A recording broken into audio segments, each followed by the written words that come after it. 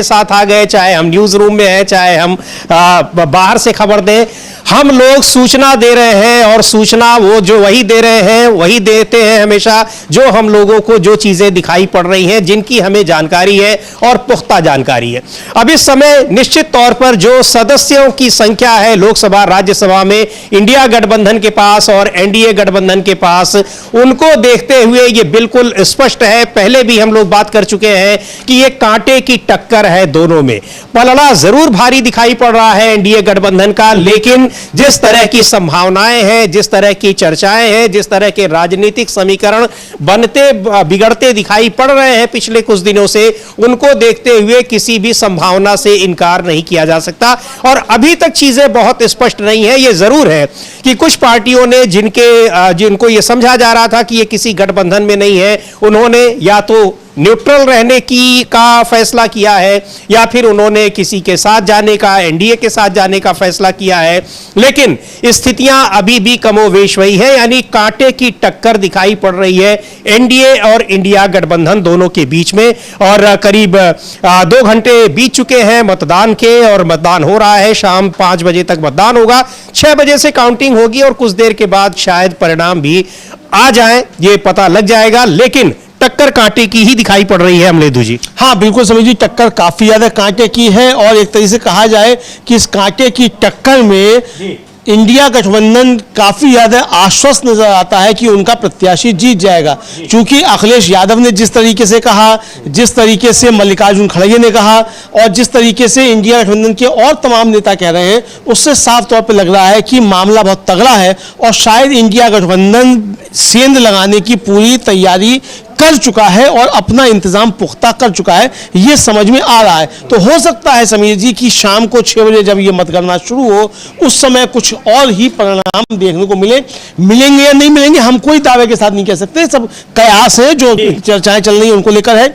जिस तरीके से इंडिया गठबंधन मजबूती दिखाई दे रहा है और एनडीए में जिस तरीके की टूटन दिखाई पड़ रही है, और प्रधानमंत्री नरेंद्र मोदी के चेहरे पर भी जो शिकन दिखाई देती है, उससे समझा जा सकता है कि मामला बहुत ज्यादा बीजेपी के लिए फंसा हुआ दिखाई पड़ता है। और ये चीज अमलेंदु जी जो ये हम देख रहे हैं, ये तस्वीर, ये विजुअल, बड़ी चर्चा इसकी सोशल मीडिया पर हो रही है। नितिन गडकरी के साथ दिखाई पड़ रहे हैं मल्लिकार्जुन खड़गे, और साथ ही जाते हुए दिखाई पड़ रहे हैं।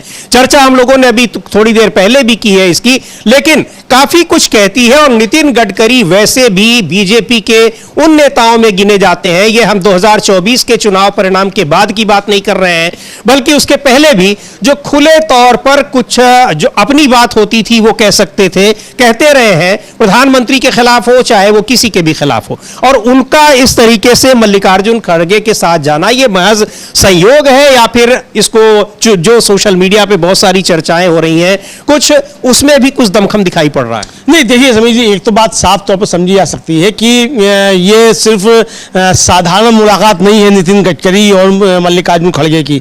और जाहिर सी बात है कि जब दो विरोधी विचारधारा के लोग और विरोधी पार्टी के लोग और एक ऐसे मौके पर मिलेंगे और एक दूसरे का हाथ पकड़कर चहलकदमी करेंगे, तो समझा जा सकता है कि कुछ ना कुछ तो बात हुई होगी, और हाथों के बीच में कुछ जो रेत होगी वो फिसली भी होगी। अभी इसके इन सब के बीच में ये चर्चा आती है कि संसद परिसर में पिछले दिनों मानसून सत्र जब चल रहा था, तो सत्र तो चल नहीं रहा था, जो कुछ घटनाएं हो रही थी बाहर ही हो रही थी। राजीव प्रताप रूडी और राहुल गांधी की मुलाकात की भी बड़ी चर्चा हो रही थी, और उसके बाद उसका परिणाम कॉन्स्टिट्यूशन क्लब के चुनाव में दिखाई पड़ा है। तो समीर जी, आप इस विजुअल को भी उसी विजुअल से आप जोड़ सकते हैं जी। जैसे परिणाम राहुल गांधी की 19 सेकंड की मुलाकात हुई राजीव प्रताप रूडी से, और उसके जो परिणाम आए उसके बाद पहली दफा 11 सालों में एक तरह से कहा जाए सीधे सीधे नरेंद्र मोदी और अमित शाह की हार हुई अपने ही प्यादे से। जी हाँ। तो यही परिस्थितियां यहां भी बनती हुई दिखाई दे सकती हैं। ये जो 30 सेकंड का विजुअल है समीर जी, लगभग 30 या 31 सेकंड का विजुअल है, ये काफी ज्यादा परेशान करने वाला है। और राजीव प्रताप रूडी जिस तरीके से निशिकांत दुबे के लिए जिन शब्दों का प्रयोग कर रहे हैं, वो सीधे सीधे राजीव प्रताप रूडी के से समझा जा सकता है कि वो निशिकांत दुबे के लिए नहीं, वो G2 जो है उसके लिए इस्तेमाल हो रहे हैं वो शब्द। तो यहां बिहार के सांसद भारतीय जनता पार्टी के भी एक बड़ी भूमिका निभा सकते हैं। नरेंद्र मोदी और अमित शाह को शिकस्त देने में। तो ये देखना होगा कि ये किस तरीके से चीजें मोड़ लेती हैं। जी बिल्कुल, ये संभावनाएं और यही वजह है कि संख्या बल में थोड़ा कम होते हुए, कमजोर होते हुए भी इंडिया गठबंधन अपने उम्मीदवार की जीत का लगातार दावा कर रहा है, अभी भी कर रहा है जब मतदान हो रहा है। तो उसके पीछे निश्चित तौर पर कुछ न कुछ चीजें हैं, बहुत सारी बातें हैं, बहुत सारे घटनाक्रम हैं जो ये बता रहे हैं कि इस दावे के पीछे, इस मजबूती के पीछे आधार क्या है। एक बार सुनते हैं प्रमोद तिवारी को, कांग्रेस पार्टी के सांसद हैं, राज्यसभा में उपनेता हैं, वो क्या कह रहे हैं। सीधे तौर पर वो कह रहे हैं कि इंडिया गठबंधन के उम्मीदवार की जीत का हमें पूरा भरोसा है, और उसके पीछे रीजन भी बता रहे हैं, कारण भी बता रहे हैं। और निश्चित तौर पर यह जो घटनाक्रम है, आपको एक बार फिर बता दें, कॉन्स्टिट्यूशनल क्लब के चुनाव में भारतीय जनता पार्टी के उम्मीदवार राजीव प्रताप रूडी थे। वो पार्टी के उम्मीदवार नहीं होते, वो क्लब है, लेकिन उसमें सांसद वोट डालते हैं सभी पार्टियों के, और उसमें गृह मंत्री अमित शाह और बीजेपी के राष्ट्रीय अध्यक्ष जेपी नड्डा ने अपनी ओर से कैंडिडेट खड़ा किया था संजीव बालियान को, जो पूर्व मंत्री रहे हैं। लेकिन बुरी तरीके से उनकी हार हुई थी और राजीव प्रताप रूडी की जीत हुई थी। राजीव प्रताप की रूडी की जीत में विपक्ष का पूरा साथ उनको मिला हुआ था। तो ये जब से उपराष्ट्रपति के चुनाव की चर्चा हो रही है, तब से लगातार उस घटनाक्रम की चर्चा भी राजनीतिक विश्लेषक कर रहे हैं। भले ही उसका संसदीय प्रक्रियाओं से कोई मतलब ना हो, लेकिन उसकी चर्चा बार बार हो रही है। तो सुन लेते हैं प्रमोद तिवारी क्या कह रहे हैं इंडिया गठबंधन के उम्मीदवार को लेकर। के आधार पर जस्टिस सुदर्शन रेड्डी बेहतर उम्मीदवार है, और जो एनडीए ने उम्मीदवार खड़ा किया था, जो मोदी जी की खास पसंद थे, क्यों 2.5 साल बाद ही चुनाव हो गया, तो उनका प्रयोग तो असफल हो गया। मुझे पूरा भरोसा है, जैसे लोग कह रहे हैं अंतरात्मा के नाम पर सांसद गण वोट देंगे। मैं स्पष्ट कर दूं, इसमें चूंकि व्हिप नहीं लागू होता तो क्रॉस वोटिंग नहीं कहलाएगी। ये आदमी स्वतंत्रता पूर्वक मतदान कर सकता है, वोटर। तो मुझे पूरा भरोसा है देश के हित में एक योग्य चेयरमैन राज्यसभा को देने के लिए, संवैधानिक दायित्वों को निर्वाहित करने में जो बेहतर उम्मीदवार है, सुप्रीम कोर्ट का रिटायर्ड जज, चीफ जस्टिस आसाम, लोकायुक्त गोवा, तो दलों के बंधन इसमें लागू नहीं होते। तो योग्यता के आधार पर, अंतरात्मा के आधार पर, देश की गौरवशाली परंपरा संसदीय को बनाए रखने के लिए। तो ये बहुत ही दिलचस्प चुनाव हो गया है उपराष्ट्रपति पद का, और उपराष्ट्रपति पद का चुनाव हो क्यों रहा है, ये भी एक बड़ा मुद्दा बनकर इस चुनाव में दिखाई पड़ रहा है। लगातार इसकी भी चर्चाएं हो रही हैं, और ये कहा जा रहा है कि इंडिया गठबंधन के उम्मीदवार का जीतना इसलिए भी जरूरी है क्योंकि उससे जब चाहे तब कोई सरकार इस्तीफा नहीं ले सकती, जिस तरह से जगदीप धनखड़ का इस्तीफा ले लिया गया। अमलेंदु जी। हाँ बिल्कुल, ये जगदीप धनखड़ का इस्तीफा जिस तरीके से ले लिया गया, इस तरीके से किसी का नहीं लिया जा सकता, ये साफ तौर पर देखा जा सकता है समीर जी। और जगदीप धनखड़ गायब हैं। हाँ। जगदीप धनखड़ कहाँ हैं किसी को नहीं पता, ये समझ में ही नहीं आ रहा कि जगदीप धनखड़ कहाँ चले गए हैं। तो ये अब देखा जाए कि जगदीप धनखड़ को सामने आना चाहिए था, लेकिन जगदीप धनखड़ सामने नहीं आए हैं, और उनको लेकर सवाल उठ रहे हैं। जयराम रमेश ने भी आज अंग्रेजी और हिंदी दोनों में 2 बार ट्वीट करके पूछा जगदीप धनखड़ कहाँ हैं, उनको होना चाहिए था। सचिन पायलट पूछ रहे हैं, और लोग तमाम पूछ रहे हैं। और सबसे बड़ी बात यह है कि ये चुनाव जो हो रहा है वो जगदीप धनखड़ के त्यागपत्र की वजह से ही हो रहा है, और जगदीप धनखड़ सिरे से गायब है, तो ये साफ तौर पर समझा जा सकता है। तो ये चर्चा तो हो रही है जगदीप धनखड़ को लेकर समीर जी। जी बिल्कुल, और चर्चाएं हो रही हैं लगातार, ये दिलचस्प मुकाबला चल रहा है, मतदान जारी है उपराष्ट्रपति पद के लिए। लोकसभा और राज्यसभा दोनों ही सदनों के सभी सदस्य इस मतदान प्रक्रिया में हिस्सा लेते हैं, चाहे वो चुने हुए हो, चाहे वो मनोनीत हो। दिलचस्प मुकाबला देखने को मिल रहा है, क्योंकि जो मेंबर्स हैं, यानी इंडिया गठबंधन के घटक दलों के सदस्यों की संख्या और एनडीए के घटक दलों के सदस्यों की संख्या संख्या, उनमें बहुत ज्यादा अंतर नहीं दिखाई पड़ रहा है जिस तरह से पिछले 2 चुनाव में दिखाई पड़ा था उपराष्ट्रपति पद के चुनाव में। इसलिए यह मुकाबला बड़ा दिलचस्प है और बहुत करीबी मुकाबला है। परिणाम क्या होते हैं देखने वाली बात है, लेकिन परिणाम केवल हार जीत का ही महत्वपूर्ण नहीं होगा। परिणाम इसलिए भी महत्वपूर्ण होगा कि जिस भी गठबंधन को उसके जो सदस्य संख्या जो बताई जा रही है, अगर उनसे कम या ज्यादा वोट पाते हैं तो यह भी बहुत बड़ा राजनीतिक संदेश देने वाला होगा, खासतौर पर अमलेंदु जी एनडीए के लिए। बिल्कुल समीर जी, एनडीए के लिए काफ़ी ज़्यादा ये संदेश देने वाला होगा। हालांकि आप देख सकते हैं कि पंजाब से 2 सांसदों ने बायकॉट का ऐलान किया है। उनमें एक तो अमृतपाल सिंह हैं, निर्दलीय हैं, दूसरे अकाली दल मान के सांसद हैं सरबजीत सिंह खालसा, दोनों। और समीर जी, यहाँ देखने वाली बात यह है कि दोनों अलगाववादी समझे जाते हैं। सिमरनजीत सिंह मान तो खुले तौर पर अलगाववादी थे और काफी ज्यादा विवादों में रहे, पूर्व पुलिस अधिकारी भी थे वो, लेकिन उन्हीं की दल से जो है ये सरबजीत सिंह खालसा है जालंधर से ये, और अमृतपाल सिंह तो लेकर काफी ज्यादा विवादों में रहे, भिंडरवाला समझे जाते हैं, बड़े उनके अनुयायी वो हैं। ये इन दोनों ने भारतीय जनता पार्टी की मदद करने के लिए चुनाव से बाइकआउट किया है, तो ये आप समझ सकते हैं। इसी तरीके से बीजू जनता दल और बीआरएस जो है ये बीजेपी के पुराने सहयोगी रहे, प्रचंड सहयोगी, पर्दे के पीछे से करते रहे, दोनों ने बाइकआउट करने का किया है। अकाली दल जो था, शिरोमणि अकाली दल, वो भारतीय जनता पार्टी के साथ था, उसने भी अलग रहने का फैसला कर लिया है। तो इस तरीके से अब कुल मिलाकर देखा जाए तो 14 सांसद जो है, 12 और 2 14 सांसद जो है वो अनुपस्थित रहने का फैसला कर चुके हैं इस चुनाव से। जी बिल्कुल, यानी जो जीत हार का मुकाबला होगा वो संख्या अब घट जाएगी। 391 सीटों पर जो जीत होनी थी अब वो उसकी संख्या अब घट जाएगी, चूंकि जितने प्रेजेंट और वोटिंग जो होते हैं 385 रह जाएगी। 385 वो संख्या रह जाएगी, यानी जितने लोग मतदान में हिस्सा लेते हैं और उपस्थित होते हैं और मतदान करते हैं, उन लोगों के वोट से ये संख्या तय होती है, उसमें जीत हार तय होती है।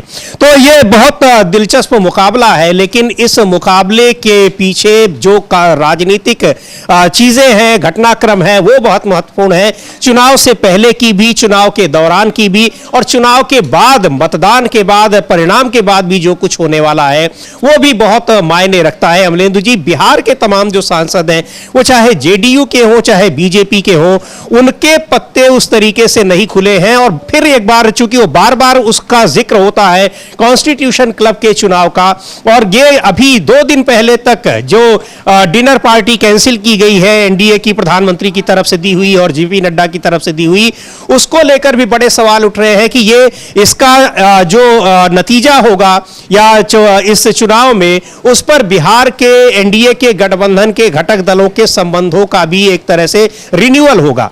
लेकिन जब यहां इस कैंसिल हो गया, डिनर पार्टी कैंसिल हो गई, तो तुरंत नीतीश कुमार ने प्रत्याशियों की घोषणा शुरू कर दी, और बीजेपी के नेताओं की उपस्थिति में, वहां के डिप्टी चीफ मिनिस्टर की उपस्थिति में। तो बहुत सारी चीजें देखी जा रही हैं, इसीलिए तमाम राजनीतिक विश्लेषक जो बहुत करीब से देखते हैं इन सारे घटनाक्रम को, राजनीतिक घटनाओं को, वो लगातार ये आशंकाएं जता रहे थे कि एनडीए के घटक दलों को तो छोड़िए, बीजेपी के भीतर क्रॉस वोटिंग की संभावनाएं काफी ज्यादा दिखाई पड़ रही हैं। हाँ बिल्कुल समीर जी, बीजेपी में काफी ज्यादा क्रॉस वोटिंग की संभावनाएं हैं, और प्रधानमंत्री नरेंद्र मोदी इसीलिए काफी ज्यादा घबराए हुए भी समीर जी नजर आए। आप देखिए, हम लोगों ने कल भी चर्चा की थी कि प्रधानमंत्री को किस तरीके से पूरे दिन जो था वो बैठना पड़ा दरवाजे के पास, एकदम सबसे आखिरी सीट पर, कि कोई भी सांसद निकलकर भाग ना जाए। और प्रधानमंत्री को जाना था पंजाब और हरियाणा, हिमाचल की बाढ़ का सर्वेक्षण करने के लिए। प्रधानमंत्री तब तक नहीं गए जब तक कि उन्होंने इसका वोट नहीं डाल दिया, और इसका वोट डालने के बाद अब गए। तो कितने ज्यादा घबराए हुए हैं प्रधानमंत्री, ये से समझा जा सकता है। पूरी बीजेपी इस चुनाव में काफी ज्यादा घबराई हुई है। उसको लग रहा है कि प्रधानमंत्री नरेंद्र मोदी से जो लोग खुन्नस रखते हैं बीजेपी में, वो इस समय क्रॉस वोटिंग करके अंतरात्मा की आवाज पर जस्टिस बी सुदर्शन रेड्डी को अपना वोट दे सकते हैं, ये समझ में आ रहा है। जी बिल्कुल, ये समझ में आ रहा है, और इसको लेकर कि मुकाबला बहुत दिलचस्प है। और ये तस्वीर आज के दिन, ये सबसे बड़ी तस्वीर बताई जा रही है, काफी चर्चा इसकी सोशल मीडिया में हो रही है। वोट देने के लिए जब वहां पर तमाम सांसद जुटे, तो नितिन गडकरी, केंद्रीय मंत्री नितिन गडकरी और मल्लिकार्जुन मल्लिकार्जुन खड़गे जो कांग्रेस पार्टी के राष्ट्रीय अध्यक्ष हैं, वो साथ साथ गए, हाथ पकड़े हुए, एक दूसरे का हाथ पकड़े हुए वोट डालने गए। और इस तस्वीर को लेकर तमाम चर्चाएं क्यों हो रही हैं, यह भी सोचने वाली बात है। और इस तस्वीर में उन सारे जो कयास होते हैं उनका जिक्र भी आ रहा है कि बीजेपी के भीतर क्या कुछ चल रहा है, आरएसएस और बीजेपी के भीतर क्या कुछ चल रहा है, और क्या इन सब चीजों का असर इस चुनाव पर, इस परिणाम पर भी पड़ेगा। और क्या जिस तरीके से जगदीप धनखड़ को उनके उपराष्ट्रपति पद से हटने के लिए मजबूर किया गया, इस्तीफा लिया गया, क्या वो घटनाक्रम भी इसमें इस चुनाव में कोई अपनी भूमिका अदा कर रहा है। क्योंकि इंडिया गठबंधन के घटक दल लगातार इस बात का जिक्र कर रहे हैं कि क्यों, सवाल यह नहीं है कि उपराष्ट्रपति पद का चुनाव हो रहा है, सवाल यह है कि उपराष्ट्रपति पद का चुनाव हो किस लिए रहा है। हाँ बिल्कुल समीर जी, यही सवाल है, यही सवाल बाबा पूछा जा रहा है कि भाई आखिर उपराष्ट्रपति पद का चुनाव हो किस लिए रहा है, और इस चुनाव में जो उपराष्ट्रपति थे जिनके इस्तीफे से हुआ वो कहाँ हैं, ये सवाल लगातार पूछा जा रहा है। और जिस तरीके से मल्लिकार्जुन खड़गे ने समीर जी दावा किया है वो अभी हम लोग सुन सकते हैं मल्लिकार्जुन खड़गे क्या कह रहे हैं। मल्लिकार्जुन खड़गे का कहना है कि हमारी पूरी उम्मीद है कि ये चुनाव हम जीतेंगे। जी, तो सुन लेते हैं क्या कह रहे हैं। और ये तस्वीर, और इस तस्वीर के बाद उनका जब बयान आता है कि ये चुनाव हम जीतेंगे, बहुत कुछ कहता है, क्या उसके मायने हैं, क्या चीजें हैं, चुनाव परिणाम के बाद फिर उसकी समीक्षा होगी। लेकिन इस तस्वीर की चर्चा जबरदस्त तरीके से आज इस मतदान के दौरान जो सबसे ज्यादा चर्चित तस्वीर है वो यही है जिसमें मल्लिकार्जुन खड़गे और नितिन गडकरी दोनों एक साथ मतदान के लिए जा रहे हैं। सुनते हैं क्या कहा है मल्लिकार्जुन खड़गे ने चुनाव के परिणाम की संभावना पर। देखो, हमारे अपोजिशन पार्टी के जो वाइस प्रेसिडेंट कैंडिडेट हैं वो जीतने की सभी संभावनाएं हैं, इसीलिए सारे पार्टियां कोशिश कर रहे हैं कि लोकतंत्र में हम सभी लोग एक होकर सुदर्शन रेड्डी जी को जिताना, यही तो बी सुदर्शन रेड्डी को जिताना है, जीत उनकी सुनिश्चित है। अब कुछ तो आधार मल्लिकार्जुन खड़गे यूं ही तो कहेंगे नहीं कि उनकी जीत सुनिश्चित है अमलेंदु जी। हाँ बिल्कुल, जाहिर सी बात है कि अगर मल्लिकार्जुन खड़गे कहने हैं कि जीत सुनिश्चित है और बी सुदर्शन रेड्डी भी कह रहे हैं जीत सुनिश्चित है और अखिलेश यादव भी कह रहे हैं, सवाल पूछ रहे हैं कि आपको कैसे मालूम कि हमारे पास बहुमत नहीं है, हम ही जीतेंगे, तो ये साफ तौर पर समझा जा सकता है कि बहुमत का इंतजाम इंडिया गठबंधन ने शायद कर लिया है। बाकी किया है या नहीं किया है, हो पाया नहीं पाया, ये तो शाम को 6 बजे पता चलेगा। लेकिन जो कयास लगाए जा रहे हैं और जिस तरीके से बीजेपी के नेताओं के चेहरे पर परेशानी देखी जा रही है, आप देखिए समीर जी की संसदीय कार्य मंत्री किरण रिजिजू जो हैं वो लगातार लॉबी में खड़े हुए हैं। क्या आपने इंडिया गठबंधन के किसी नेता को लगातार इस तरीके से खड़े हुए देखा? मल्लिकार्जुन खड़गे गए, वोट डाल के आ गए, सोनिया गांधी गई डाल के आ गई, प्रियंका गांधी गई डाल के आ गई, राहुल गांधी गए डाल के आ गए, लेकिन किरण रिजिजू जो है वो लगातार वहां डटे हुए हैं। तो समझा जा सकता है कि कितनी परेशानी भारतीय जनता पार्टी को आ रही है। जिस तरह से कार्यशाला में प्रधानमंत्री बिल्कुल पीछे की सीट में बैठे रहे, कोई ऐसा ना हो छिटक कर बाहर चला जाए। खैर, चुनाव है, एक एक वोट की कीमत है और एक एक वोट बहुत कुछ तय करने वाला है, तो जाहिर सी बात है कि इसमें ध्यान रहेगा और एक एक वोट कहीं इधर उधर ना होने पाए। इसीलिए उनको एक दिन पहले, 2 दिन पहले उनके लिए एक प्रशिक्षण कार्यक्रम भी चलाया गया कि कैसे वोट डालना है।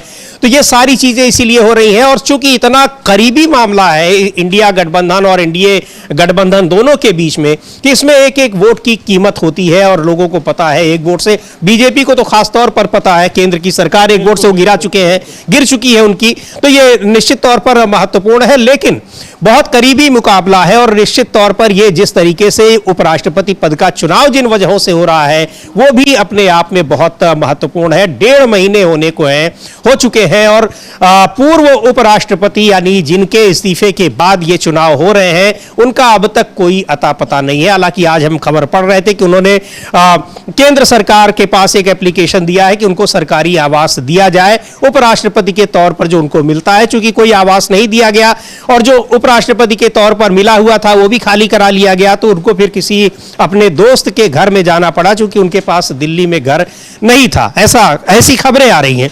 तो अब उसकी वजह से उनके इस्तीफे के बाद ये चुनाव हो रहे हैं।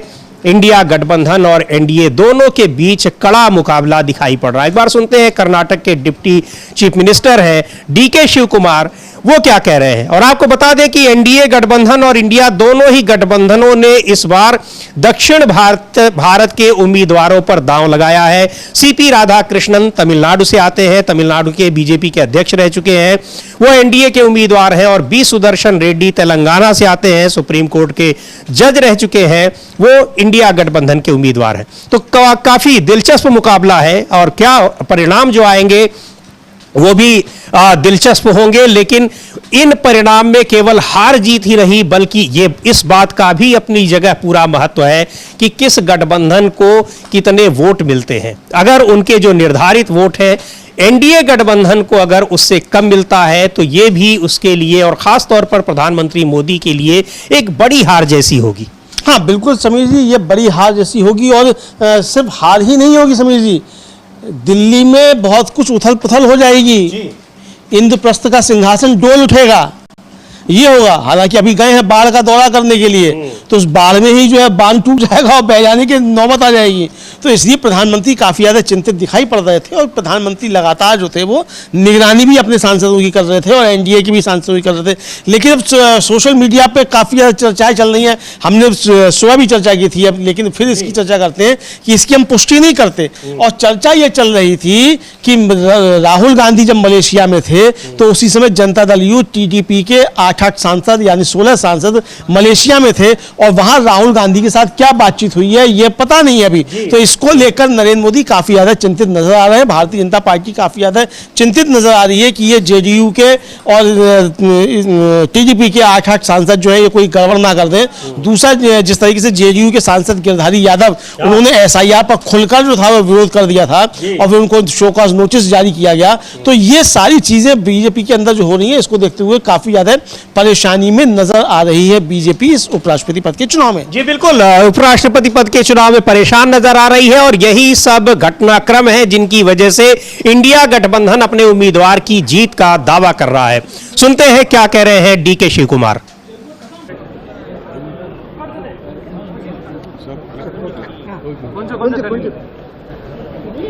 As a democratic setup, we all have to fight together.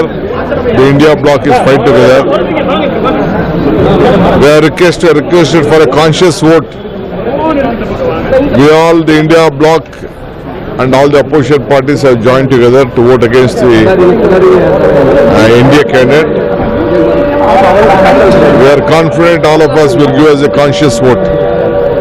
The Supreme Court has said that Aadhaar card has to be added as a 13th document. Of course, Aadhaar card is a very big essential document for every Indian citizen.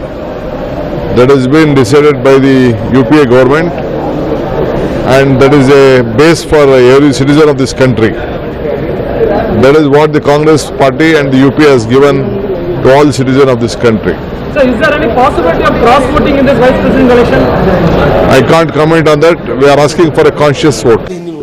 तो ये दिलचस्प मुकाबला है उपराष्ट्रपति पद के चुनाव में और इतना दिलचस्प मुकाबला, हालांकि एक चीज और भी अमलेंदु जी की बिल्कुल पता होता है कौन सांसद किसको वोट देगा, तो बड़ा बोरिंग सा चुनाव होता है उपराष्ट्रपति का आमतौर पर देखा जाए। सिर्फ एक ही बार हुआ है जब रोचक मुकाबला रहा है, जब वीवी गिरी दूसरे प्रेफरेंस से यहां पर उनको जीते हुए थे। लेकिन ये जो इस बार का उपराष्ट्रपति पद का चुनाव है ये काफी रोचक हो गया है और काफी चर्चित भी हो गया है। चर्चा का कारण तो सबसे बड़ा कारण तो यही है कि जिन परिस्थितियों में जगदीप धनखड़ को इस्तीफा देना पड़ा, लेकिन चर्चा का कारण इसलिए भी है कि एनडीए को पहली बार यह समझ में आ रहा है कि वो अल्पमत की सरकार चला रही है और उसका सामना इंडिया गठबंधन की मजबूती से हो रहा है।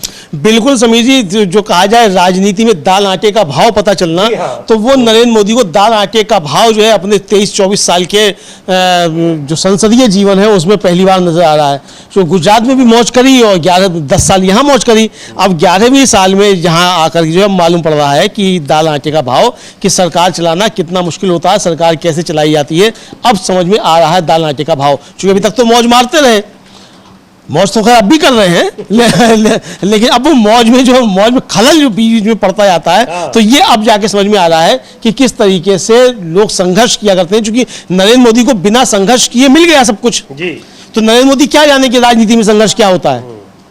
भाई नरेंद्र मोदी ने अगर संघर्ष किया होता, सड़कों पर लाठी खाई होती, संगठन बनाने के लिए काम किया होता, बार अविश्वास प्रस्ताव का सामना किया होता, सरकारें गिरी होती, सड़कों पर प्रदर्शन किए होते, तो नरेंद्र मोदी जानते कि राजनीति क्या होती है। तो वो तो जानते नहीं, राजा महाराजाओं की तरीके से हैं, भाग्य रेखा जो है उनकी वो लिखा के लाए, राज सिंहासन मिल गया, तो वो क्या जाने कि राजनीति क्या होती है। तो इसलिए उनको यही लगता है कि मुफ्त की चीजें हैं सब कुछ, और मुफ्त की चीजें मिल जाया करती हैं। लेकिन राजनीति में बहुत कठिन है, बहुत संघर्ष करना पड़ता है। अब नरेंद्र मोदी को ये बातें समझ में आने लग गई होंगी कि राजनीति कितनी कठिन चीज है, हर चीज आसानी से नहीं मिल जाया करती है। बिल्कुल, क्योंकि अब की बार जो तमाम बदलाव दिखाई पड़ रहे हैं, जो परिस्थितियां दिख रही हैं, वो परिस्थितियां उस स्तर तक ले जाती हुई दिखाई पड़ रही हैं कि इनमें प्रधानमंत्री की कुर्सी जा भी सकती है। इसलिए उनकी बेचैनी खास तौर पर देखी जा सकती है। और इस चुनाव में भी जो खबरें आ रही हैं कि इनका जीत हार ही नहीं, बल्कि एनडीए को पड़ने वाले वोटों पर भी बहुत कुछ राजनीतिक समीकरण, आगे के राजनीतिक समीकरण निर्भर करते हैं। खैर, बहुत सारी चीजें हैं और लगातार जो इंडिया गठबंधन के घटक दलों के बहुत ही कॉन्फिडेंस वाले बयान आ रहे हैं, उनसे भी ये लग रहा है कि इसका मतलब कि काफी कुछ बदलाव देखने को मिल सकता है। परिणाम चाहे जो कुछ भी है हो, लेकिन संभावनाएं सारी बनी हुई हैं। इंडिया गठबंधन के घटक दलों को पूरा विश्वास है कि जीत उनके कैंडिडेट की हो रही है। एक बार सुनते हैं समाजवादी पार्टी के नेता अखिलेश यादव क्या कह रहे हैं और किस तरीके से उनको जीत का भरोसा है बी सुदर्शन रेड्डी की। आइडियोलॉजी की लड़ाई है, क्योंकि आपके पास तो नंबर है नहीं। आपको कैसे पता? अब आप आंकड़े देखिए। नहीं, आपको कैसे पता? अगर आप आंकड़े देखें ना। नहीं, आंकड़े तो ठीक है, लेकिन ये वोट तो अंतर आत्मा के उस पर पड़ता है। और दूसरा, पूरा देश ही जानता है कि भारतीय जनता पार्टी इस्तेमाली पार्टी है। पहले इस्तेमाल करो फिर बर्बाद करो, पहले इस्तेमाल करो फिर बर्बाद करो। वही हमारे वाइस प्रेसिडेंट जो खोए हुए हैं, उनके साथ भी यही हुआ। अखिलेश जी, उनके पहले कई सहयोगी थे, उन्होंने आज बहिष्कार कर दिया, जैसे अकाली दल हो गया, बीजेडी हो गया, इसको लेकर आप अभी भी जीत का नंबर हम लोगों के पक्ष में आएगा।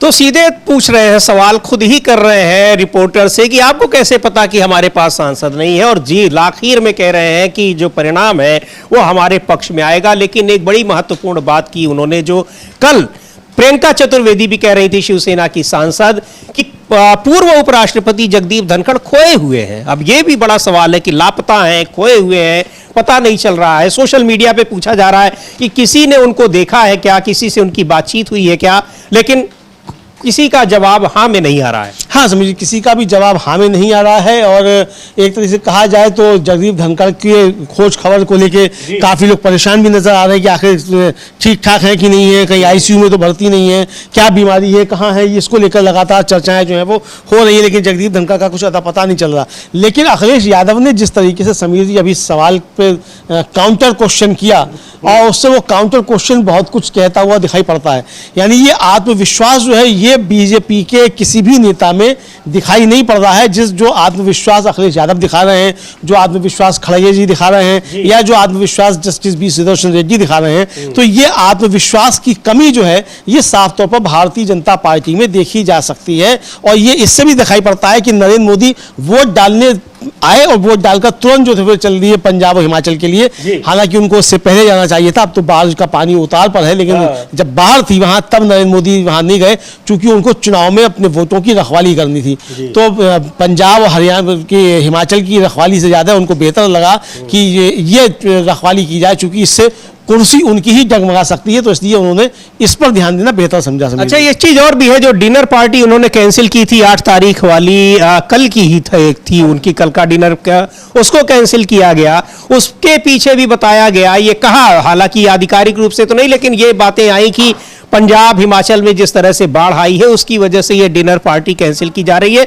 जबकि जब डिनर पार्टी की घोषणा हुई थी उस समय बाढ़ के हालात पीक पर थे। बिल्कुल, उस समय बाढ़ के हालात काफी ज्यादा पीक पे थे और खूब खबरें चल रही थी कि बाढ़ किस तरीके से नुकसान पहुंचा रही है। और राहुल गांधी ने अपील की कि भाई सरकार कुछ करे, सरकार जाकर वहां ध्यान दे, विशेष पैकेज दे। अभी तक कोई पैकेज की घोषणा नहीं की गई है समीर जी, ना हिमाचल के लिए, ना जम्मू कश्मीर के लिए और ना पंजाब के लिए। लेकिन प्रधानमंत्री अब जो है जनता का पैसा खर्च करने के लिए गए हुए हैं। तो अब ये देखा जा सकता है कि प्रधानमंत्री जो क्या करने के लिए गए हुए हैं, और प्रधानमंत्री के इन सवालों के जवाब जो हैं वो जो प्रधानमंत्री से पूछे जा रहे हैं वो प्रधानमंत्री किस तरीके से देते हैं, ये देखना होगा समीर जी। बिल्कुल। और आपको बता दें, ये आप विजुअल्स लगातार स्क्रीन पर जो देख रहे हैं साइड में, वो है उपराष्ट्रपति पद के लिए मतदान चल रहा है और 10 बजे से ये मतदान शुरू हुआ है, शाम 5 बजे तक होना है। 6 बजे से काउंटिंग होगी और शाम तक, देर शाम तक परिणाम भी आ जाएंगे कि किसकी जीत हो रही है और किसकी हार हो रही, किसको कितने वोट मिल रहे हैं।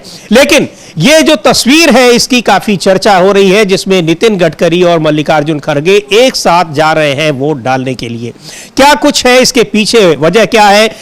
वजह जो भी हो, कुछ हम नहीं कह सकते दावे के साथ, लेकिन कोई इंडिया गठबंधन के जो घटक दलों के नेता हैं जो दावे कर रहे हैं अपनी जीत का, उन दावों के पीछे इस तरह के तमाम राजनीतिक घटनाक्रमों का, ये जो राजनीतिक घटनाक्रम है ये एक कारण हो सकते हैं। एक बार सुनते हैं रेणुका चौधरी, पूर्व केंद्रीय मंत्री हैं, वो क्या कह रही हैं उपराष्ट्रपति पद के चुनाव में। देखिए, सबसे पहले हमें याद करना है कि आज ये नौबत आई क्यों। एक बैठे बैठे उपराष्ट्रपति को उड़ा दिए बीजेपी ने, और अब वोट की मजबूरी में सब लोग यहां आ गए। बाकी पार्टी शिरोमणि ने क्या किया, उन्होंने क्या किया, हमें कोई लेना देना नहीं। मगर हां, बीआरएस के बारे में मैं जरूर कहूंगी, आज हमारे लिए, तेलंगाना और तेलुगु जबान बोलने वालों के लिए ये बहुत अहम मुद्दा है और बहुत अहम मौका है हमारे लिए। एक साउथ का आदमी जो महत्वपूर्ण निर्णय लिए थे एक सुप्रीम कोर्ट के जज होते हुए, जो तेलंगाना के लिए उन्होंने अपनी जिंदगी और जानबाजी पे लगा के लड़े हैं, और जो आदमी इस ऊंचाई तक पहुंच गए थे, वैसे आदमी को, तेलुगु आदमी जबान बोलने वालों को बीआरएस वोट नहीं देगी। कितनी शर्मनाक बात है। आप बता दीजिए, तो इनकी नीयत में खोट नहीं है क्या? देखिए, जैसे ही हमारा मुख्यमंत्री ने कालेश्वरम को सीबीआई को दे दिए, इशारा काफी है अकलमंदों को, तो हट के बैठ गए। आज वोट नहीं देंगे, मतदान दिए ना दिए कोई फर्क नहीं पड़ने वाला है बीआरएस को, क्योंकि वो दोनों हाथ मिले हुए हैं। ये पहली बात नहीं है। पहले पिछले इसमें अगर आप पलट के देखेंगे तो आपको याद आएगी कि बीआरएस कहता कुछ तेलंगाना में और यहां आके करते कुछ और। तो कई बार ऐसे बिल्स पे, वोट्स पे ऐसा करे हैं, और आज बड़े नाटक करके कह रहे हैं हम वोट नहीं देंगे, हम अब्सटेन करेंगे। क्यों करेंगे भाई? कौन सी ऐसी मजबूरी है? क्या आपको शर्म नहीं लगती कि इतना अहम आदमी इस स्थाई तक पहुंच गए तो आप वोट भी नहीं देंगे, आप वोट नहीं करेंगे? शर्म की बात, हमारे गर्व की बात है। हमारा मुख्यमंत्री दिल्ली शहर आए हैं, सारे तेलंगाना का एमपी, अभी अभी अभिषेक मनु सिंह जी बाहर गए। हम सब एकजुट में हम वोट करने जा रहे हैं। हार जीत अलग बात है, इलेक्शन में हर एक को हारना है, एक को जीतना है, तो वो अलग बात है। मगर नैतिक तौर से जीत हमारी है। हमारा कैंडिडेट बहुत अच्छा आदमी है, और आज के दिन बीआरएस को लेकर काफी हमलावर है रेणुका चौधरी, और बीआरएस को इसका जो भी वजह रही हो बीआरएस के इस चुनाव में उसकी भूमिका की, लेकिन उसको राजनीतिक रूप से नुकसान तो तेलंगाना में उठाना ही पड़ेगा। अमलेंदु जी, ये बीआरएस को भी पता है, लेकिन वही है कि कुछ तो मजबूरियां रही होगी। हाँ, बिल्कुल कुछ तो मजबूरियां रही होंगी, और बिल्कुल साफ तौर पर ये कहा जा सकता है समीर जी कि मतलब बीआरएस को काफी नुकसान होगा। उनकी तो पार्टी टूटने के कगार पे है समीर, बल्कि टूटी चुकी है एक तरीके से देखा जाए, और इसी पे टूटी। चूंकि जो कविता उनकी बेटी है केसीआर की, उन्होंने साफ तौर पर आरोप लगाया कि उनके भाई जो हैं केटी रामाराव और चचेरे भाई हरीश राव जो हैं, ये बीजेपी से मिले हुए हैं, और ये सामने आ गया अब कि बीजेपी से मिले हुए। बीजेपी की मदद करने के लिए आपने के कविता को तो निकाल दिया पार्टी से, और उपराष्ट्रपति चुनाव में आप गायब हो गए ताकि जीत जाए बीजेपी का प्रत्याशी। लेकिन वो जीतेगा नहीं जीतेगा ये तो समय बताएगा। लेकिन ये साफ तौर पे देखा जा सकता है कि परेशान जो है वो बीजेपी है, और केसीआर की भी पोल जो है फिर खुल गई है। और ये तो राहुल गांधी वहां जाके कही था चुनाव में कि ये भाई इनको गिरफ्तार क्यों नहीं करती सीबीआई और ईडी, और जिसको गिरफ्तार किया वो खुद कह रही है कि ये जो बीजेपी से मिले हुए तो राहुल गांधी को तो सच साबित कर दिया केसीआर ने। तो यही कि रेणुका चौधरी कहती हुई नजर आ रही हैं। जी बिल्कुल, ये कहती हुई नजर आ रही है। और जो मुकाबला दिखाई पड़ रहा है, बहुत सारा दिलचस्प मुकाबला है, लेकिन कई राजनीतिक दलों की जो एक वास्तविकता है, सच्चाई है, वो भी उनके मतदाताओं के सामने नजर आ रही है कि किस तरह से डिप्लोमेसी कर रहे हैं। लेकिन कहते हैं कि जनता सब देख रही है, वोटर जो है वो सब देख रहा है, और उसका क्या नतीजा होगा वो चुनाव में पता ही लग जाता है, अगर जब चुनाव होते हैं उसके बाद जब उसके परिणाम आते हैं। लेकिन ये उपराष्ट्रपति पद का चुनाव बहुत ही दिलचस्प मोड़ पर दिखाई पड़ रहा है, और अभी तक इंडिया गठबंधन और एनडीए गठबंधन दोनों ही गठबंधन अपने उम्मीदवारों की जीत सुनिश्चित मान रहे हैं।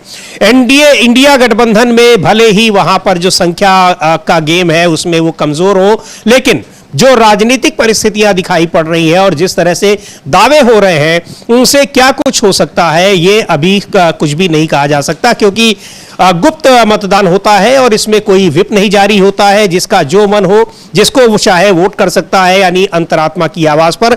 अब किसकी अंतरात्मा वोट देते समय किस उम्मीदवार के लिए जगती है, ये देखना जरूरी होगा।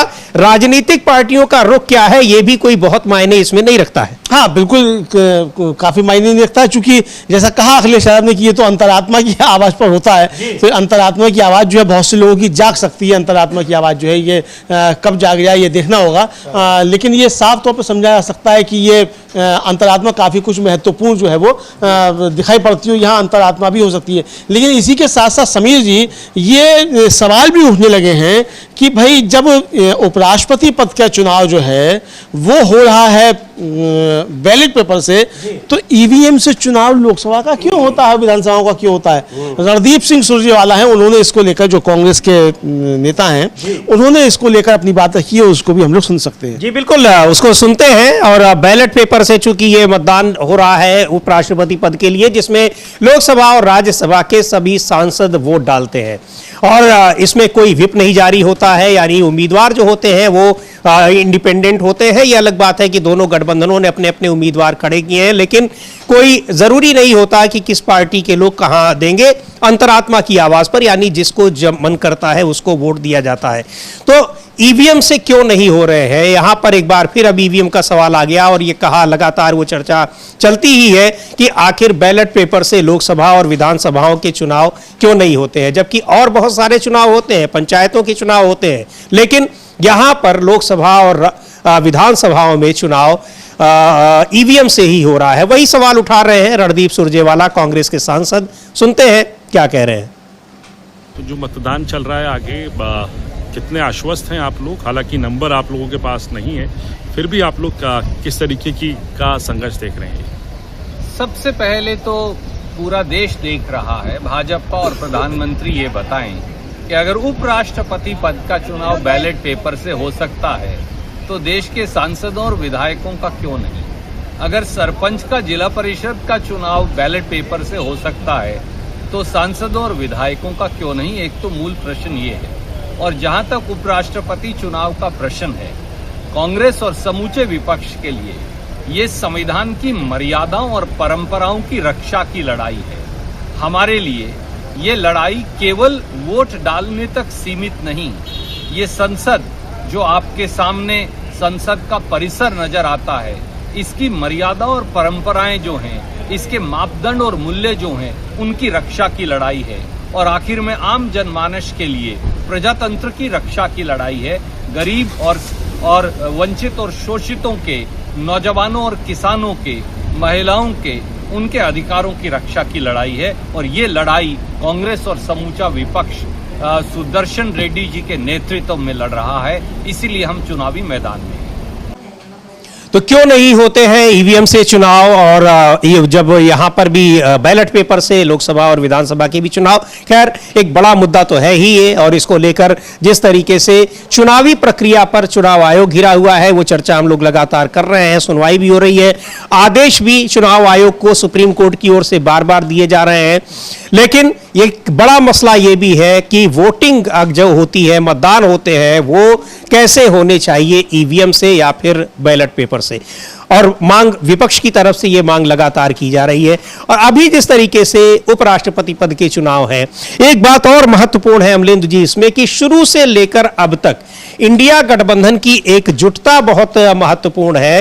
वो उसी तरीके से यहां दिखाई पड़ी जिस तरह से लोकसभा चुनाव के पहले दिखाई पड़ी थी और मेंटेन थी, वो अभी तक मेंटेन है। हाँ बिल्कुल समीर जी, बिल्कुल बीजेपी के लिए और ज्यादा परेशानी वाली बात, बहुत ज्यादा परेशानी वाली बात है ये बीजेपी के लिए। और बीजेपी इससे काफी ज्यादा परेशान दिखाई पड़ रही है, क्योंकि भरोसा उनको लग ये रहा था कि ये इंडिया गठबंधन में सेंधमारी कर लेंगे, कि राहुल गांधी को लीडर माना जा रहा है, इसको लेकर कर लेंगे, किसी और को लेकर कर लेंगे। लेकिन पूरा इंडिया गठबंधन एकजुट नजर आया और इसमें बहुत बड़ी भूमिका समीर जी चुनाव आयोग की भी है। चुनाव आयोग ने जिस तरीके से बिहार में एसआईआर को लागू किया, उससे समझ में आ गया कि नरेंद्र मोदी चोरी के वोटों से प्रधानमंत्री बने रहना चाहते हैं और राज्य सरकारों पर भी चोरी से वोट करके जो है सरकारें बनाना चाहते हैं। तो पूरा इंडिया गठबंधन एकजुट हो गया और जो थोड़ी बहुत तुलसी या एक तरीके से खलिश रही भी होगी वो सब खत्म हो गई। पूरा इंडिया गठबंधन एकजुट नजर आया। यहाँ तक कि वो एनी राजा जो राहुल गांधी के खिलाफ वायनाड से चुनाव लड़ी थी, वो राहुल गांधी की वोटर अधिकार यात्रा के समापन पर वहां पहुंची पटना, और राहुल गांधी ने उनका स्वागत किया आगे बढ़ के। तो ये एक तरीके से जो था टकराव, वो टकराव खत्म होता हुआ नजर आया और पूरा इंडिया गठबंधन था वो एकजुट होता हुआ नजर आया।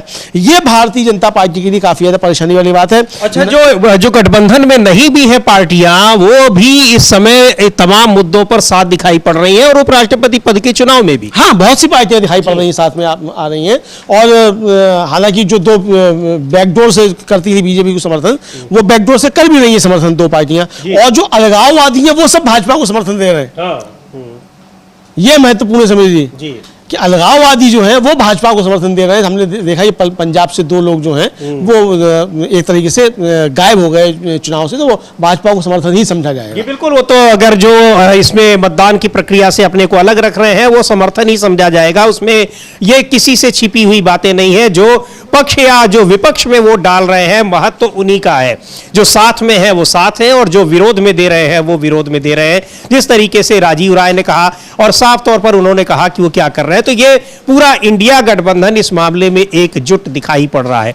सुप्रिया सुले को भी सुनेंगे, एनसीपी सांसद हैं, वो क्या कह रही हैं और क्यों उपराष्ट्रपति पद के उम्मीदवार में किसकी जीत होनी चाहिए। यह भी उन्होंने बहुत ही तार्किक ढंग से कहा है कि जो व्यक्ति उपराष्ट्रपति पद के सबसे ज्यादा योग्य है उसी को चुना जाना चाहिए। सुन लेते हैं सुप्रिया सुले को, क्या कहा है उन्होंने। राष्ट्रपति चुनाव के लिए वोटिंग होनी है, कितनी तैयारी आप लोग की, क्या रणनीति? बस सब बहुत, ये इलेक्शन जब से अनाउंस हुआ तब से सब अपनी तरह से हम सब कोशिश कर ही रहे हैं।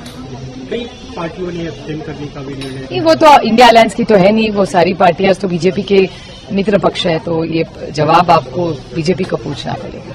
लेकिन क्या क्रॉस वोटिंग की आशंका है? क्योंकि नहीं, क्यों ऐसी चीजें क्यों बोले। हर व्यक्ति ने इतना बड़ा ये इलेक्शन है और ये कोई पार्टी का सिर्फ सवाल नहीं है, हर व्यक्ति ने ऐसे ही उस पोस्ट पे बैठा जाए और जो देश का हित रखे। ऑपोजिशन की तरफ से लेकर अपील भी की गई, आपके जो उम्मीदवार है उन्होंने भी अपील की, खासतौर पे साउथ की पार्टियों से। नहीं, सबसे की है। अरे वो तो अधिकार है ना, संविधान ने हमको अधिकार दिया है सबको वोट मांगने का। तो बी सुदर्शन रेड्डी है उम्मीदवार इंडिया गठबंधन के और सीपी राधाकृष्णन ये है एनडीए गठबंधन के उम्मीदवार। और दोनों ही उम्मीदवार, ये भी एक दिलचस्प मुकाबला है कि दोनों ही उम्मीदवार दक्षिण भारत से आते हैं। यहां तेलंगाना से बी सुदर्शन रेड्डी और सीपी राधाकृष्णन तमिलनाडु से।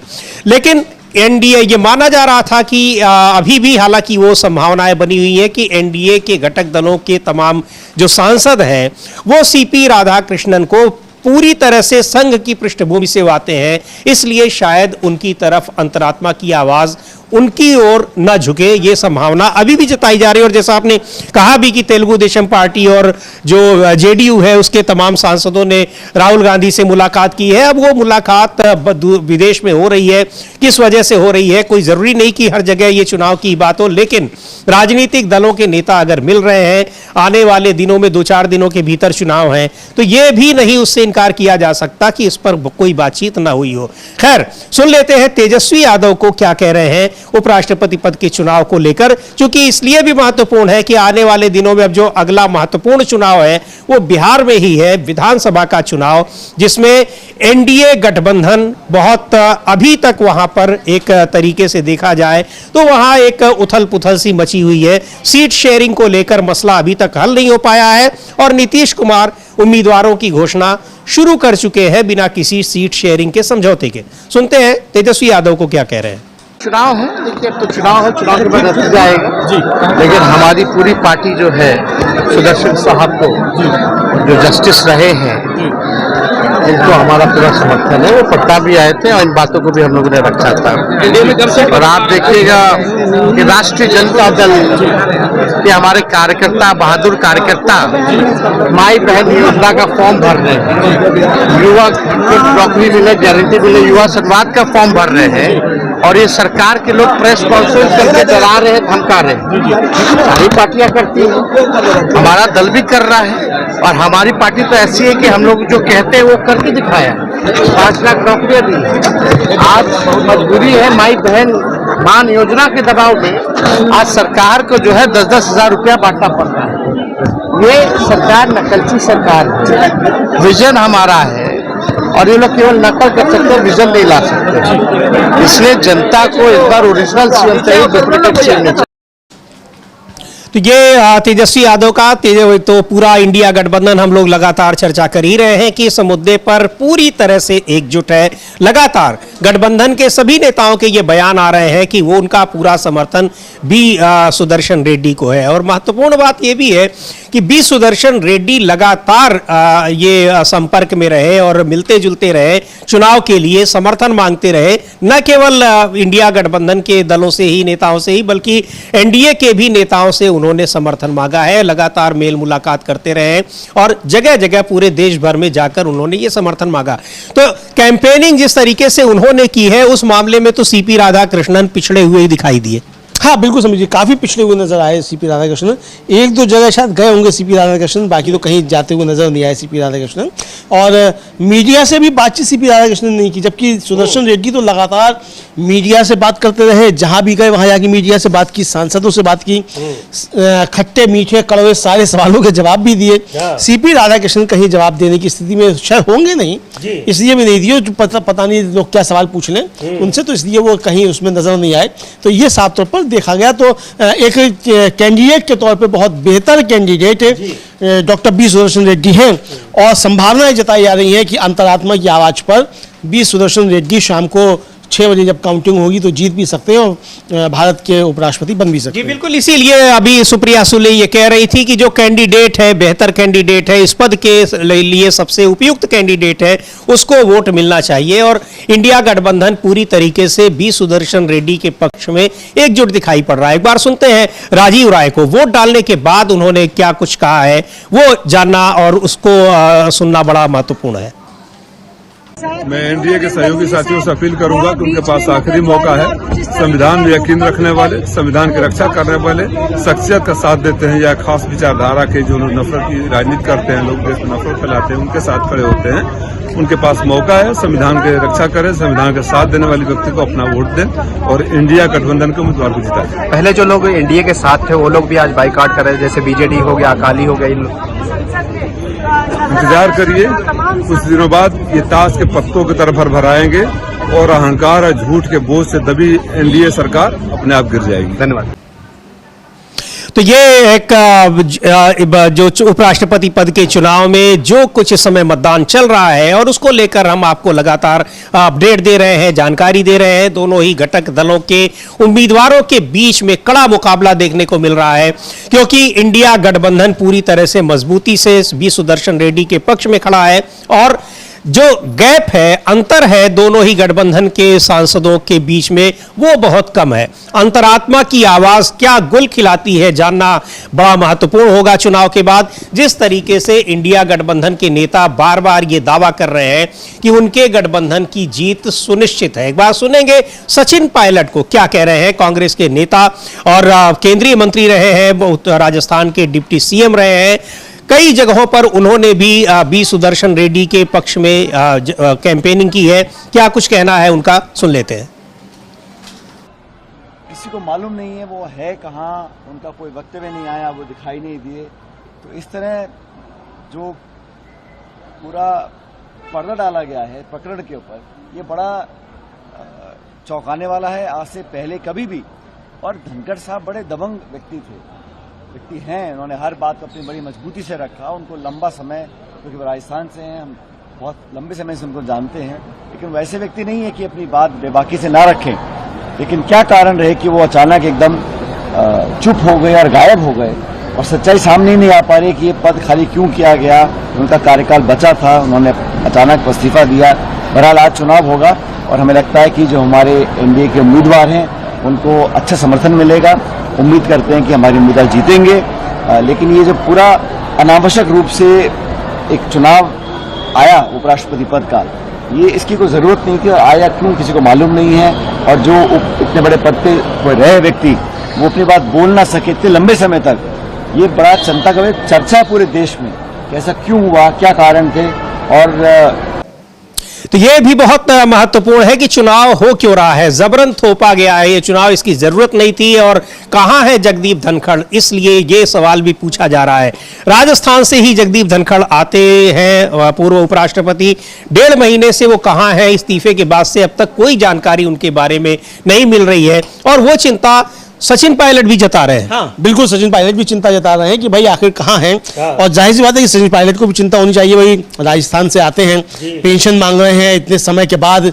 बताइए कब वो 91 में जो थे विधायक थे कांग्रेस से वहाँ राजस्थान में, और अब जाकर अगर पेंशन मांग रहे हैं तो इसका मतलब आर्थिक संकट भी है उनके सामने कि भाई 30 साल पहले का जो है, मतलब 30 के बल्कि हो गए, ये तो जाके 40 साल के आसपास होने को है समीर जी का देखा जाए तो इतने साल पहले की अगर वो पेंशन अब जाकर मांग रहे हैं जगदीप धनखड़, तो आर्थिक संकट से भी गुजर रहे होंगे। और इधर उपराष्ट्रपति की भी उनको पेंशन नहीं मिल रही है, सांसद के तौर पर पेंशन जो है वो उनको लेनी है, तो वो संकट में दिखाई पड़ता है। तो जाहिर बात है चिंता होनी चाहिए। और जिस तरीके से उनसे त्यागपत्र लिया गया, तो उसमें कहा जा रहा है कि G2 ने उन्हें बहुत अपमानित करके जो था वो लिया, तो उनका भी एक असर आज के इस चुनाव पर दिखाई पड़ सकता है। समीर जी बिल्कुल, क्योंकि ये मुद्दा बहुत महत्वपूर्ण है, और इंडिया गठबंधन के नेता ये बार बार ये सवाल उठा रहे हैं कि जगदीप धनखड़ कहां है, और ये चुनाव जबरन थोपा गया है जिसकी जरूरत नहीं थी, सिर्फ और सिर्फ सरकार की नाराजगी की वजह से कि वो उपराष्ट्रपति से किसी बात पर नाराज हो गए। क्यों नाराज हुए, क्या कुछ हुआ, ये सारा कुछ अभी रहस्य बना हुआ है। जगदीप धनखड़ के इस्तीफे की वजह भी रहस्य बनी हुई है। स्वास्थ्य कारणों से उन्होंने जरूर इस्तीफा दिया, लेकिन स्वास्थ्य कारणों से कुछ समय पहले तक वो बाकायदा काम कर रहे थे, और उसी दिन उन्होंने राज्यसभा में जो सदन की अध्यक्षता भी की थी, सदन का संचालन किया था, कहीं कोई स्वास्थ्य की वजह नहीं दिखाई पड़ रही थी। तो बहुत सारे सवाल हैं कि आखिर जगदीप धनखड़ से इस्तीफा क्यों लिया गया, और उनको एक तरीके से नजरबंद की स्थिति में क्यों रखा गया है, ये सारे सवाल पूछे जा रहे हैं। और उन्हीं के बीच में अब उपराष्ट्रपति पद के लिए आज मतदान भी हो रहा है, तो जाहिर सी बात है कि उसमें जगदीप धनखड़ की चर्चा जरूर होगी, और उनसे जुड़े हुए तमाम घटनाक्रम की भी चर्चा होगी, और वो हो रही है। उसका असर भी निश्चित तौर पर इस चुनाव के परिणाम पर देखने को मिल सकता है, इससे इनकार नहीं किया जा सकता है। सुनते हैं समाजवादी पार्टी के नेता, उत्तर प्रदेश के पूर्व मुख्यमंत्री अखिलेश यादव क्या कह रहे हैं। और इसमें आपको बता दें कि इंडिया गठबंधन के घटक दलों की जो एकजुटता है वो बीजेपी को खास तौर पर परेशान किए हुए है, क्योंकि लगातार इस मुद्दे पर एकजुट सभी घटक दल एकजुट दिख रहे हैं, और यहां तक कि जो कुछ पार्टियां नहीं भी हैं वो भी इस मामले में इंडिया गठबंधन के साथ नजर आई है। जाहिर सी बात है कि वो बीजेपी के लिए परेशानी का कारण है। सुनते हैं अखिलेश यादव को। से भी कुछ लोग उधर डाल सकते हैं। देखिए, संख्या तो दिख ही रही है, संख्या किसके साथ ज्यादा है। सवाल संख्या का नहीं है, सवाल है आप कहाँ खड़े हैं, आप किसके साथ खड़े हैं, आप किसके समर्थन में हैं। हम उन लोकतंत्र मजबूत हो, संविधान के रास्ते चले, और सबसे बड़ी बात है कि बीजेपी हमेशा इस्तेमाल करती है लोगों को, इस्तेमाली पार्टी है। एक उदाहरण नहीं, हम 10 उदाहरण दे सकते हैं आपको कि पहले इस्तेमाल करो फिर बर्बाद करो। वो अच्छे खासे थे, क्यों इस्तीफा दे दिया कोई नहीं पता, लेकिन अब वो बात खत्म हो गई, अब नया उपराष्ट्रपति होगा। विपक्ष से भी कुछ लोग क्या उधर जा सकते हैं? केवल उधर ही नहीं जाने, क्या पता उधर से इधर आ जाए, कोई पता नहीं है ना क्या होगा। अभी आपने कॉन्स्टिट्यूशन क्लब का चुनाव देखा होगा, आपने कॉन्स्टिट्यूशन क्लब के बाद भी सोचो झगड़ा चल रहा है बीजेपी में। कॉन्स्टिट्यूशन क्लब के वोटिंग में आपने देखा? एक आखिरी सवाल, गिरिराज सिंह जी ने ये कहा है कि अखिलेश यादव भी हमारी तरफ ही वोट देंगे, हमारे कैंडिडेट को वोट देंगे। अच्छा हुआ यहाँ रिवॉल्वर अभी तक नहीं दिखाई दी मुझे। कोई रिवॉल्वर लेकर के नहीं आया। बीजेपी ने तो सोचिए अगर कभी रिवॉल्वर लेके आया होता कोई।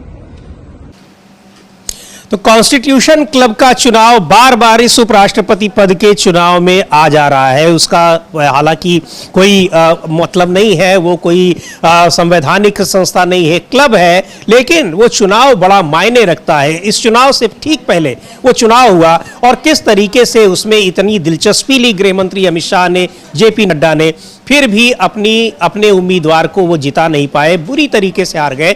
यह अलग बात है कि जीतने वाले कैंडिडेट भी भारतीय जनता पार्टी के हैं, लेकिन भारतीय जनता पार्टी के होने के बावजूद बीजेपी के और गृह मंत्री अमित शाह के करीबी सांसद की किस तरह से बखिया उधेड़ रहे हैं राजीव प्रताप रूडी इस उपराष्ट्रपति पद के लिए जब मतदान हो रहा है उससे ठीक 2 दिन पहले, ये बहुत कुछ चीजें बता रही हैं कि यहां जो क्रॉस वोटिंग की संभावना जताई जा रही थी उसको खारिज नहीं किया जा सकता है। बिल्कुल खारिज नहीं किया जा सकता समीर जी। अंतरात्मा जाग सकती है बहुत से लोगों की, और हो सकता है कि अब तक जाग चुकी हो, परिणाम आ गए हो, क्योंकि अब जिस तरीके से बीजेपी के नेताओं के चेहरे से हवाइयां उड़ी दिख रही हैं